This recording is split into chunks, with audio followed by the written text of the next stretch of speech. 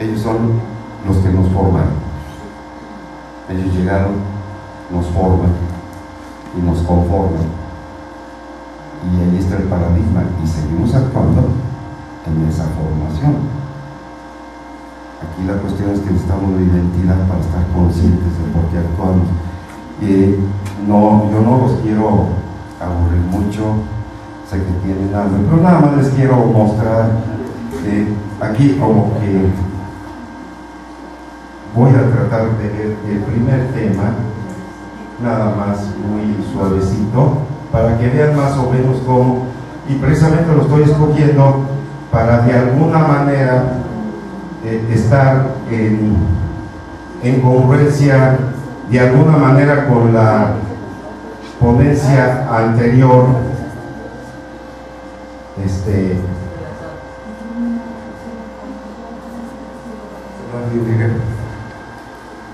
Hay una merced por allí de 1543 en que el primer virrey de la Nueva España, don Antonio Mendoza, otorga un sitio de tierra a Bernardino Bocanegra. Este sitio de tierra está muy interesante. Nos lo están diciendo porque aquí hemos discutido mucho si tuvimos encomienda o no. No, allí la misma merced de tierras nos está diciendo que sí tuvimos encomienda. El mismo virrey nos lo está diciendo. Pero otra cosa que encuentro muy importante, por ejemplo, miren, nada más lean los primeros. Dice: por la presente doy licencia y faculto a vos, Bernardino Bocanegra, para que en la cañada de Tarímoro, en unas ciénegas y arroyo que se dice Urireo, donde Hernán Pérez de Bocanegra tiene una estancia. Bueno, y ahí sigue. Bueno, Bernardino Bocanegra era el hijo, el primer hijo de Hernán Pérez de Bocanegra, ¿sí? Y era la encomienda. Pero, y una cosa que encuentro, por ejemplo, muy interesante, es que ese lugar ya se llamaba Urireo 50 años antes de que se fundara el pueblo de Urireo. Todavía no se fundaba Urireo y el lugar ya se llamaba Urireo. Y entonces aquí ya me empieza a tomar sentido cuando, por ejemplo, Ruiz Arias dice Urireo significa nariz adelante, que era el nombre que daban a los indios que guiaban a los misioneros, a los monjes, a evangelizar. Y cuando entro a Urireo y pregunto a gente grande, me da una connotación un poquito más precisa. Me dice: mira, sí es nariz adelante, lleva ese sentido, pero para nosotros lo conocimos como el lugar donde vive el guía. Entonces ya lo entiendo, eran indios ya catequizados dentro de la encomienda y que servían de guía. Empiezo a entender, y cuando vemos, vienen por ahí medidas. Quisiera ver el último párrafo, ya para... Bueno, aquí son, miren, aquí pongo, dice, este acervo es lo que quiero ya cerrar. Este acervo documental permite obtener, inferir y deducir una rica información acerca de los orígenes ancestrales que conformaron la identidad y cultura del pueblo de Urireo, tanto en el tiempo como en el espacio. El primer dato importante que se desprende de la merced de tierras otorgada por don Antonio, o sea, esto es ya lo que estoy tratando de hacer en mi propuesta. En 1543 es que esos parajes ya eran conocidos con el nombre de Urireo como un lugar específico, aun cuando todavía no existía el pueblo, y se refería en su significado como el lugar donde vive el guía. Al ser fundado como pueblo de indios 37 años después por la merced otorgada por el virrey don Lorenzo Suárez de Mendoza a los indios Juan Miguel y Juan Bautista, el 10 de julio de 1580, tomó el nombre del lugar donde fue asentado. Se desprende también del texto de la merced otorgada a Bernardino Bocanegra que antes de ser fundado el pueblo ya existían asentamientos de naturales en ese lugar y en las inmediaciones, probablemente en Cóporo y Parácuaro, y ordenaba la Merced, no perjudicar a los indios comarcanos, los que fueron reunidos posteriormente para fundar el pueblo, y todavía el pueblo tiene su característica, los 4 barrios, ¿sí? Los 4 barrios, ahí están, y el centro del barrio, bueno, el centro de la evangelización, que es la Cruz Atrial. Ahí tenemos esto, y bueno, aquí también vamos a ver cuál era la característica. En cuanto a la persona de Hernán Pérez de Bocanegra, se percibe claramente la mentalidad del español conquistador, salpicada de ambiciones, quien no dudó en ningún momento recurrir a los procedimientos corruptos, y había corrupción, para hacerse de bienes que incrementaran su riqueza, pues por su cercanía con el virrey logró que éste le otorgara a su hijo primogénito Bernardino una merced, o sea, una merced dentro de su propia encomienda, ¿sí? Bueno, ahí tenemos, desde luego, aquí estamos hablando de los primeros misioneros que llegan, y aquí algo ya un poquito más técnico, sobre todo para lo que dijiste, Héctor, del maíz, las tierras. Miren cómo evoluciona, por ejemplo, Urireo. Para tener una idea clara de la extensión de tierras que proveían una merced, la estancia para ganado mayor es una medida antigua de superficie, que equivale en medidas actuales a 1.755 hectáreas con 61 áreas. O sea, cuando le dijo el virrey, tú tienes una estancia de ganado para ganado mayor, era esa superficie la que le otorgaba al pueblo, ¿sí? Quiero hacer la aclaración, eran tierras comunitarias, ¿sí? Comunitarias del pueblo de indios. Allí tenemos, bueno, esta superficie que concedió el virrey Mendoza Bernardino Bocanegra en 1543, y también la superficie original que otorgó a los naturales para la fundación el virrey Suárez de Mendoza en 1580, eso es, tuvieron un pleito en 1755 con Fernando López de Ballesteros. Aquí quiero decirles, esta merced era a Bernardino Bocanegra, con el tiempo fue de Fernando López de Ballesteros. Él tenía la hacienda que se llama Ojo de Agua. Con el tiempo, bueno, fue conocida Ojo de Agua de Ballesteros porque era el dueño, ¿sí? De allí viene el nombre, de hecho, de Fernando López de Ballesteros. Bueno, les otorgó la estancia, lo que le da una superficie de 2.672 hectáreas, más las 600 varas que debía tener con el pueblo. O sea, cómo va creciendo. En 1922, el gobierno federal les concede el ejido 3.155 hectáreas con 27 áreas, lo que significa que el remanente, fíjense, el pueblo, por ejemplo, el pueblo de Urireo,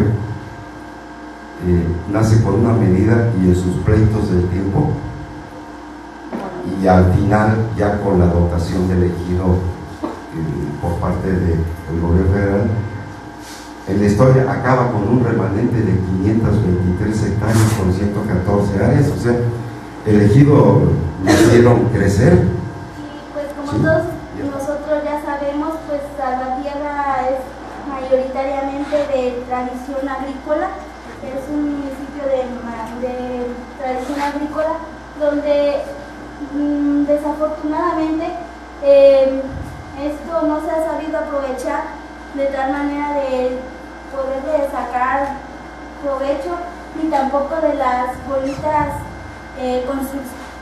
construcciones arquitectónicas con las que contamos, como en las que estamos presentes en este momento. No se ha sabido aprovechar adecuadamente todos los recursos con los cuales contamos. Y aquí hacemos mención a que es necesaria que la educación sea de parte liberadora. Liberadora haciendo mención a lo que decía Pablo Freire, hacer una educación donde la enseñanza se parta tanto del educando como del educador, y de ahí promover ideas nuevas. Y aquí hay algo que me gustaría resaltar, que siendo que Salvatierra es reconocida y en el Boulevard está como la primer ciudad de Guanajuato, realmente no se le ha dado el valor que esto representa hasta los últimos años, que se ha visto como que se le puede explotar el lado turístico por todas las construcciones con las que tiene y por recursos que nos ofrece por medio de la agricultura y todo eso.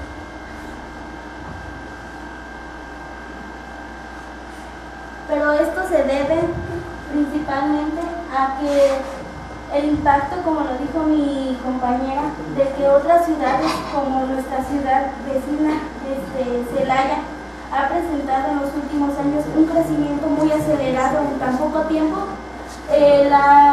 La mayoría del imaginario de la mayoría de la gente piensa o lo atribuye a que es gracias a la instalación de las industrias, y que es por eso que Salvatierra no ha crecido como en el caso de Celaya, lo cual aquí pues desde nuestro punto de vista es una ideología equivocada, porque Salvatierra, si sabemos explotar bien, como lo decía en la exposición anterior el maestro, el doctor Héctor Rivera, saber enfocar, trabajar la agricultura de manera adecuada, pues podemos sacar provecho de ellos. Planes de desarrollo de las administraciones pasadas, pues algo importante que nos dimos cuenta es que los datos estadísticos así de número poblacional, nivel educativo, pues no están actualizados. Entonces, ¿cómo se pretende hacer un plan de desarrollo cuando no se tienen datos que sean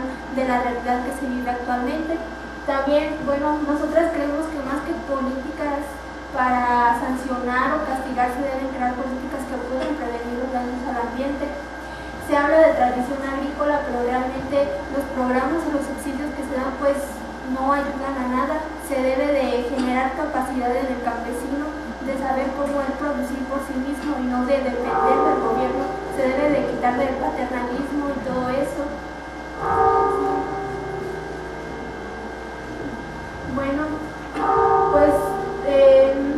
¿Hasta qué punto los planes buscan no solo la estabilidad económica, sino la humana y ambiental? Aquí el tema económico es muy importante, sino que es el centro de todo. Todo gira en torno a un desarrollo económico.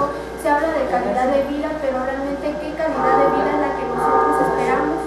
Es una calidad de vida a base del deterioro ambiental. No hay una visión hacia el futuro, no pensamos en las generaciones que vienen más adelante, y tenemos como el pensamiento de desarrollarnos a base de explotar no solo los recursos, sino también al hombre. Es la visión del capitalismo, lo que plantea es agresivamente la destrucción de todo y la acumulación de riquezas.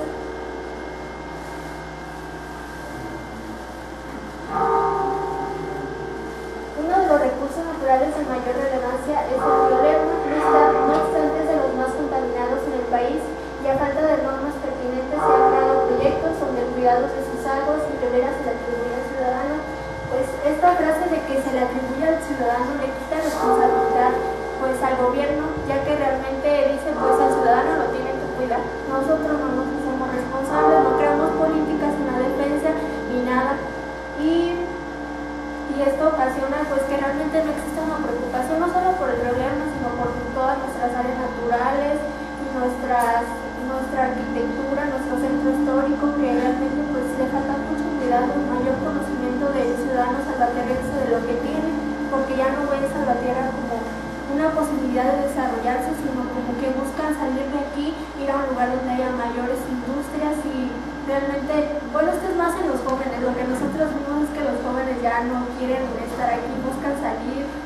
No, pues es que si no hay industrias, ¿de qué voy a trabajar si no hay nada? Yo quiero irme a Querétaro, donde pues hay mayores oportunidades de trabajo. Entonces el problema que hay aquí, que no ven el futuro.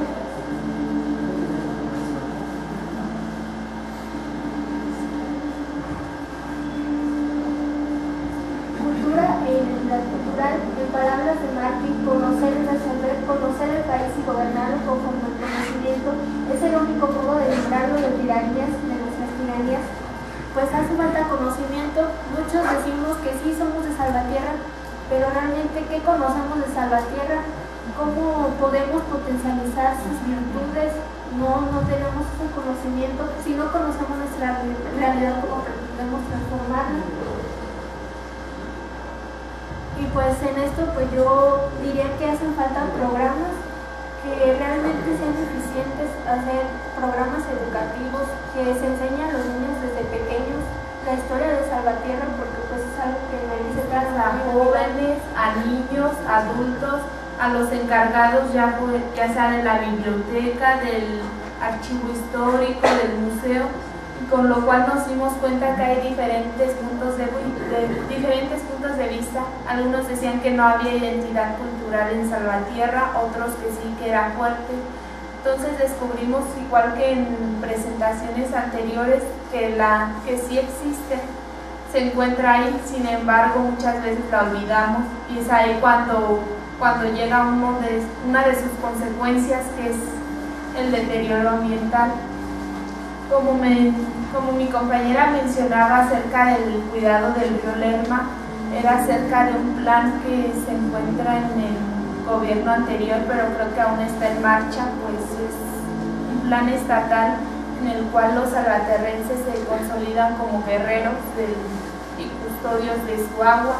Pero si el mexicano en general, y hablando de nosotros, no sentimos que es nuestro río, que gracias a él estamos comiendo porque vivimos del maíz, y que si no lo cuidamos, aunque tengamos las tierras más fértiles, el clima más estupendo, estaremos como llegando a un punto de suicidio, como que ya no hay mucha continuidad, y ese desarrollo se encuentra con un obstáculo muy grande.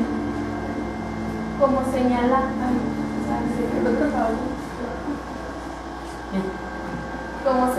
Sales, no hay nadie mejor que los habitantes de una región para considerar la importancia no solo del desarrollo presente, sino también de la conservación del patrimonio para futuras generaciones.